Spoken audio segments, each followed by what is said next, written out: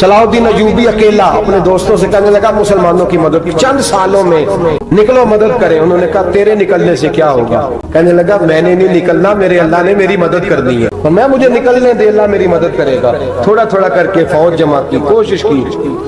چند سالوں کے بعد اسی جگہ جہاں مسلمانوں کا خون بہا تھا، اللہ نے اسلام کا جھنڈا پھر سے بلند کر دیا۔ صلاح الدین ایوبی فاتح بن کے مسجد اقصیٰ کے دروازے پہ کھڑا ہے۔ چند سال گزرے، عیسائیوں کا وہ ظلم ابھی یاد ہے، اور عیسائی سارے لیڈر کہتے ہیں تیاری کر لو، اب ہمارے بچے کاٹے جائیں گے، عورتیں بیوہ ہوں گی، گردنیں کٹیں گی، اب دیکھنا جتنا خون ہم نے بہایا تھا مسلمان اس سے دگنا بہائیں گے۔ صلاح الدین ایوبی گھوڑے پہ کھڑے ہیں اور پوچھتے ہیں او عیسائیوں بتاؤ تمہارے ساتھ کیا کروں؟